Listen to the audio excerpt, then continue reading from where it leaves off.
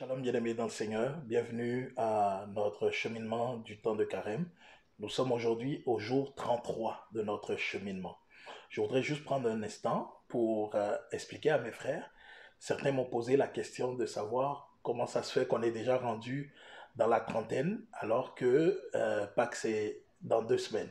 Alors, il est important de savoir que lorsqu'on parle du temps du carême qui dure 40 jours, il faut savoir qu'on n'inclut pas dans les 40 jours les dimanches.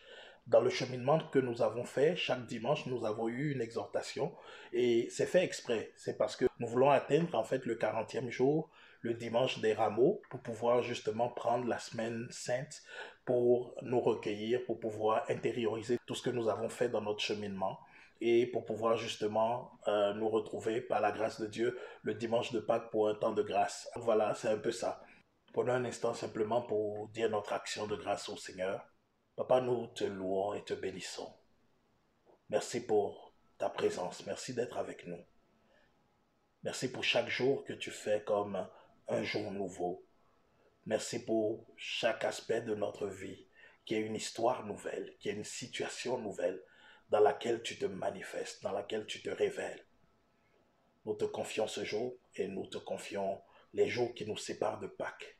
Donne-nous ta force, donne-nous ta grâce pour que nous puissions atteindre le but. Par le nom de Jésus-Christ, nous te prions. Amen. Le thème que nous donnons à ce jour, c'est « Cours vers le but ». Et cela nous mène dans la lettre de Paul aux Philippiens, le chapitre 3, les versets 7 à 14. Il est dit « Tous les avantages que j'avais autrefois, je les considère comme une perte à cause de ce bien qui dépasse tout. La connaissance du Christ Jésus, mon Seigneur. À cause de lui, j'ai tout perdu. Je considère tout comme des ordures afin de gagner un seul avantage, le Christ, et en lui d'être reconnu juste, non pas de la justice venant de la loi de Moïse, mais de celle qui vient de la foi au Christ. La justice venant de Dieu qui est fondée sur la foi. Il s'agit pour moi de connaître le Christ, d'éprouver la puissance de sa résurrection et de communier aux souffrances de sa passion, en devenant semblable à lui dans sa mort, avec l'espoir de parvenir à la résurrection d'entre les morts. Certes, je n'ai pas encore obtenu cela, je n'ai pas encore atteint la perfection, mais je poursuis ma course, pour tâcher de saisir, puisque j'ai moi-même été saisi par le Christ Jésus. Frère, quant à moi, je ne pense pas avoir déjà saisi cela. Une seule chose compte. Oubliant ce qui est en arrière et lancé vers l'avant, je cours vers le but, en vue du prix auquel Dieu nous appelle là-haut dans le Christ Jésus. La parole du Seigneur. Bien-aimés, voici Paul qui adresse cette lettre donc aux Philippiens. Paul commence en leur disant « Ce qui était pour moi par le passé comme un gain, tous les avantages que j'avais autrefois, toutes les choses que je chérissais par le passé, aujourd'hui, je les considère comme une perte. Car j'ai découvert le bien qui a plus de valeur que tout autre bien. Je viens de découvrir un trésor. » Paul dit, ce trésor, c'est le Christ Jésus. Il dit, toutes ces choses qui étaient pour moi des sécurités, qui avaient une telle valeur pour moi autrefois, maintenant, ces choses-là, je les considère comme des ordures parce que j'ai découvert qu'il y a quelque chose qui peut briller plus que tout cela, qu'il y a un trésor, un bien qui est inestimable, qui a toute une valeur. Et donc, il dit, ce bien-là, c'est le Christ Jésus, mais c'est aussi le fait pour moi d'être reconnu juste vis-à-vis de Dieu, juste de la justice de Dieu. C'est-à-dire, pour moi donc, le plus important, c'est d'être dans la volonté de Dieu. Voici la richesse que je découvre et voici que je m'aperçois que cela, il n'y a rien d'autre qui puisse l'égaler. Alléluia. Si je découvre le Christ, si j'apprends à connaître le Christ, alors j'apprends à mourir avec lui, j'apprends à vivre sa passion avec lui et donc à ressusciter au jour de la résurrection avec lui.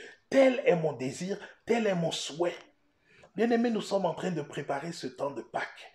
Nous sommes à quelques jours de Pâques. Et nous avons cheminé pendant 33 jours. L'occasion nous est donnée maintenant de commencer à regarder les choses différemment. L'occasion nous est donnée d'apprécier les choses autrement, de regarder pour nous désormais c'est quoi la chose qui compte le plus. Est-ce que c'est un cheminement de plus? Est-ce que c'est des prières de plus? Est-ce que c'est des réflexions de plus qui ne changent rien? Ou est-ce que c'est maintenant pour nous d'oublier le passé? Il dit une seule chose compte maintenant.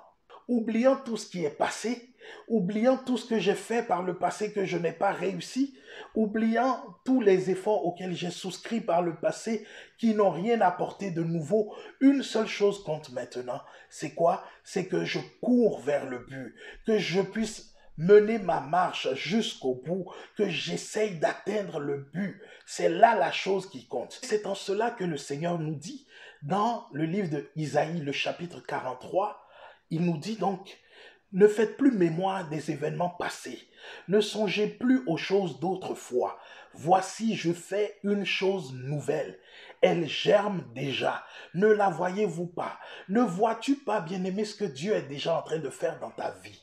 Ne vois-tu pas, bien-aimé, le fait que tu t'es résolu à entrer dans ce temps de carême d'une façon différente? Ne vois-tu pas que cela est déjà en train de germer? Dieu dit, je suis en train de faire déjà une chose nouvelle en toi.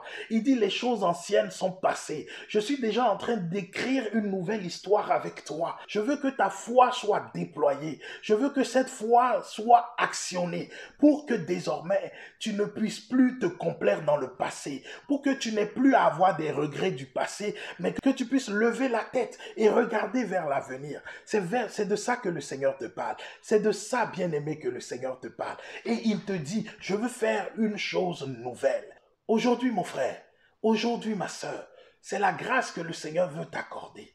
Es-tu prêt à la recevoir? Es-tu prêt à accueillir cette grâce? Es-tu prêt dans ton état actuel à dire, Seigneur, je me livre totalement, je m'abandonne entre tes mains pour que tu fasses une chose nouvelle dans ma vie?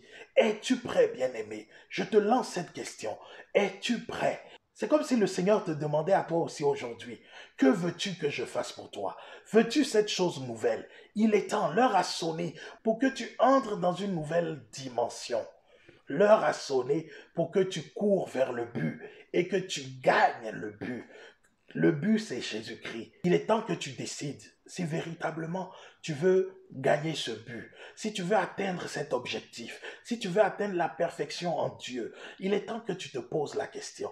Et si c'est le cas, aujourd'hui, tu dois répertorier toutes les ordures que tu dois enlever de ton chemin, que tu dois enlever de devant tes yeux, que tu dois enlever de ta mémoire pour pouvoir atteindre ce but, pour pouvoir atteindre cet objectif, pour pouvoir être victorieux dans le nom de Jésus.